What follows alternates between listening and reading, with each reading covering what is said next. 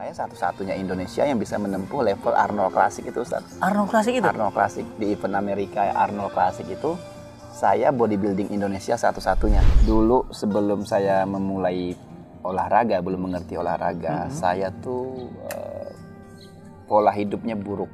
Terlalu buruknya sampai saya pernah mati suri karena alkohol. Wah, itu tuh belum cerita tuh, mati suri.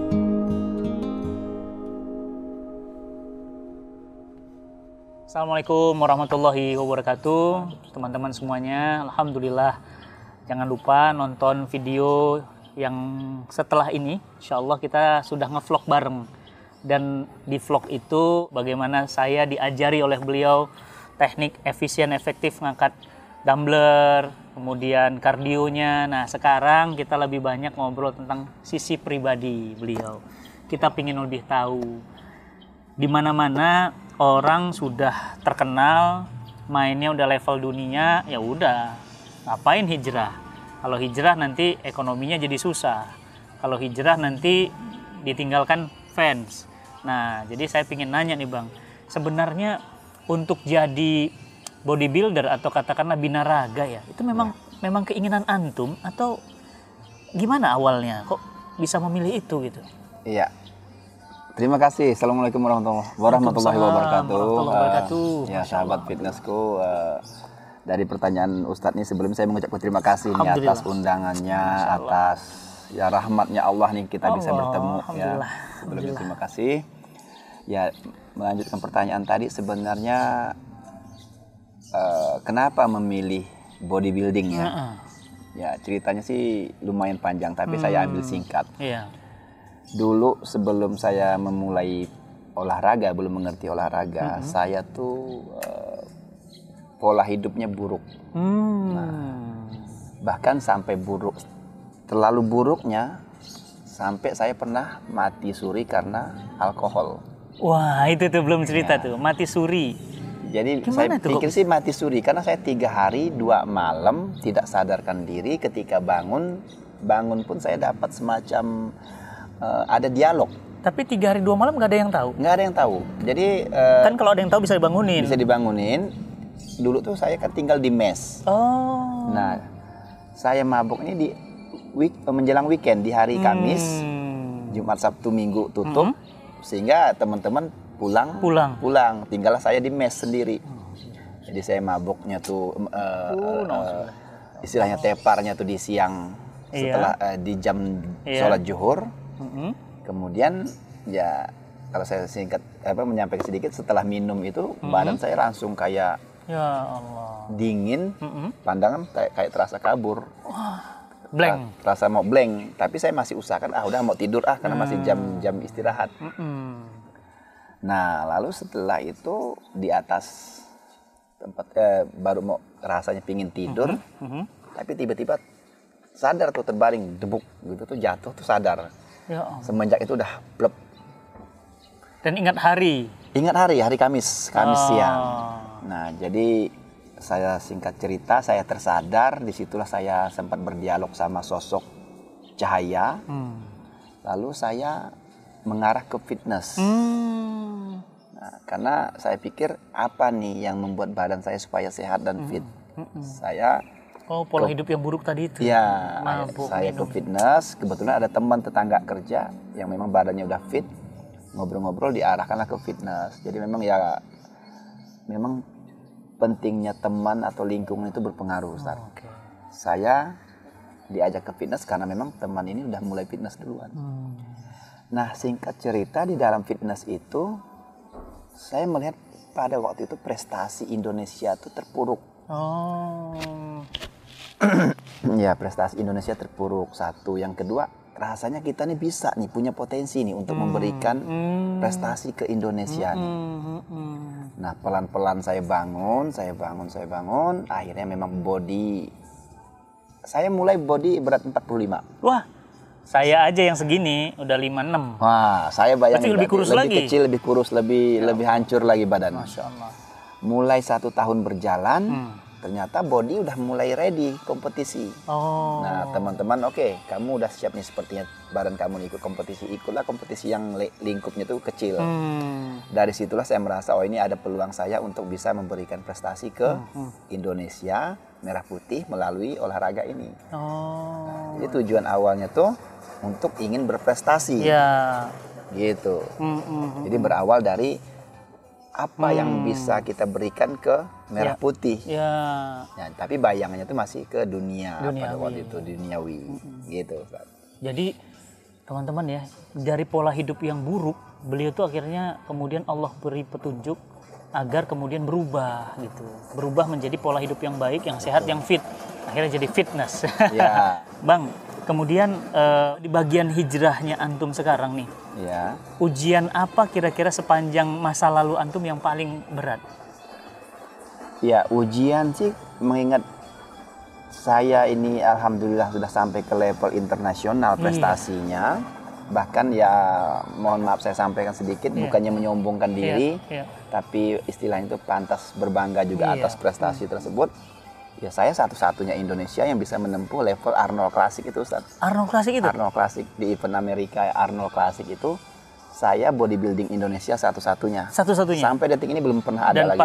pasti antum yakin betul itu? Yakin betul dan alhamdulillah dikasih kemudahan sama Allah dan menjadi juara. Sampai sekarang ini belum ada lagi. Belum ada lagi. Indonesia. Indonesia belum ada lagi. Apa Arnold Classic itu? Arnold Classic itu event bodybuilding yang saat ini sudah organizer hampir 7-8 negara bahkan sudah merambah ke Asia sini. Oh. Ya, jadi sebuah organisasi bukan organisasi pertandingan liga semacam kemasan kejuaraan yang digagas oleh Arnold Classic. Arnold Schwarzenegger. Oh, Arnold Schwarzenegger. Arnold Schwarzenegger. Iya, dia buat itu. Dia buat roadshow-nya antar negara. Arnold, bayangin. Oh, jadi Arnold Classic itu ada hubungan dengan Arnold. Arnold Classic dirinya. itu ya, kebetulan Arnold Classic. Arnold suasana seger. Iya, suasana segar. Ya kebetulan memang beliau sampai saat ini masih sehat. Seger. Iya, sehat segar. Bayangin. Ya, nah jadi sebenarnya kalau mau bicara apa tantangan, apa godaannya, ya meninggalkan sebuah prestasi yang begitu besar. Tapi besar, nah disinilah Ustadz, saya alhamdulillah Allah tuh memberikan dua pandangan. Ya. Di satu sisi saya meninggalkan dunia yang besar, prestasi yang besar ini tapi sebatas di dunia. Ya. Di sisi lain ada teguran, ada bayangan bahwa ini sebesar apapun ini cuma di dunia. Nah, ada yang lebih besar. Ada yang lebih besar. Ada yang lebih mulia. Betul sekali. Ada yang lebih berkah. Akhirat itu. Akhirnya, ya setelah saya dikasih dua pilihan, saya memilih ke akhirat karena tujuan saya ke sana. Masya Allah. Nah sehingga ya di sini sementara Bang. Sementara. Besok kita wafat ya. Semua guru-guru kita udah pada wafat. Kita nggak tahu nih Ustadz, entah ya sepulang dari sini. Pulang dari sini. Kita nggak tahu detik kapan, detik di mana kita, cara kita meninggal pun bahkan kita nggak tahu. Nah jadi pandangan pikiran itulah yang masuk ke hati saya tuh. Ya udah, kamu harus memilih kemana tujuan akhirmu. Seperti saya memilih, cerita saya memilih ke Arnold Classic itu kan pro dan kontra juga Ustaz. Dimana sebenarnya saya pada waktu itu ada di naungan pengurus Indonesia. Kita sebut PAPSI pada waktu itu, mohon maaf kita sebut organisasi, tapi memang kenyataannya seperti itu. Jadi pada saat saya melangkah ke sana, memilih ke Arnold Classic itu, di mana itu mengacu kepada international bodybuilding real gitu ya. Jadi kalau belum tanding di sana tuh rasanya belum real bodybuilding.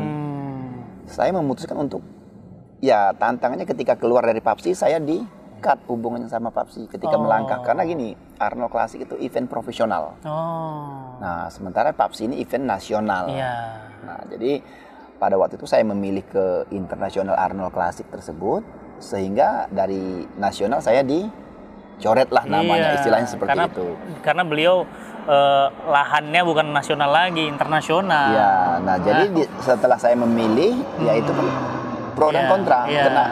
Tapi saya ambil resiko, di mana saya harus menuju puncaknya. Saya harus memberikan ke diri saya ini menjadi sesuatu yang bisa membuktikan. Nah, alhamdulillah setelah saya memilih ke Arnold Classic di internasional ini, ya memang resikonya saya kehilangan di nasional. Gitu. Jadi nama saya di PON dicoret, di SEA Games dicoret. Ya, saya waktu itu satu-satunya atlet Indonesia juga yang dikirim ke Pra-SEA Games menang. Indonesia Raya berkumandang. Biaya sendiri, persiapan badan sendiri sampai ke sini nothing. Nothing. Nggak ada penghargaan. Nggak ada penghargaan. Nah, itu yang kita sedih banget ya. Tapi buat saya tuh hidup ini tetap terus dan perlu berjuang.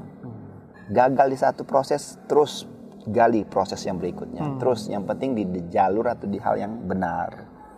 Nah, jadi bicara apa yang tantangan, ya sudah pasti nama besar. Nama besar, ya. Tapi kembali lagi. Dan antum siap ya, memilih hijrah meninggalkan semuanya? Siap? Siap Ustadz. Karena saya merasa yang saya pilih ini insya Allah ridho. Allah ridho. Amin. Yang saya jalanin di jalan yang Allah meridhoi. Karena yang saya merasa gini, bodybuilding ini ya walaupun hati kita nih keinginan untuk membangun merah putih, berprestasi, membangun kesehatan, tapi ketika bicara bodybuilding ya aurat. Itu dia maksud Full saya aurat. itu. Full aurat. Mana maaf ya Bang ya, celana dalam doang, pusar itu kan aurat semua, paha. Jadi nggak cuma di lingkup nasional, di lingkup antar klub. Iya pasti. Ketika kita bertanding bodybuilding yang maaf kita cuma pakai celana dalam doang istilahnya tuh, ya dunia yang menonton kita. Nah, itu. Jadi bayangkan dosa yang nonton antum. Itu yang bagian dosanya Bang. Itu yang saya bayangkan Ustadz.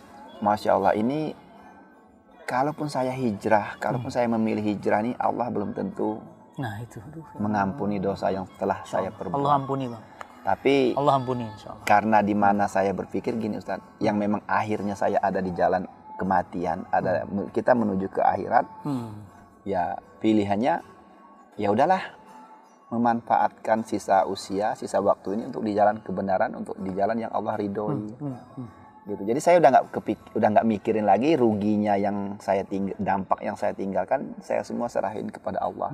Insya Allah Allah memberikan jalan, Allah memberikan rezeki, Allah memberikan berapa dampak besarnya yang saya tinggalkan ini. Keyakinan beliau luar biasa ya. Ketika memilih Allah, Allah yang menjamin. Allah yang menjamin. Intansurullah yansurkum. Tolong agama Allah, tolong al-Islam, maka Allah langsung yang nolong. Bang, kalau Allah udah nolong, siapa yang bisa stop? Insya Allah. Kalau Allah sudah bisa nolong, kalau Allah yang nolong, siapa yang bisa ngentiin? Nggak ada bisa berhenti. Nggak ada yang bisa stop. Allah yang punya semua.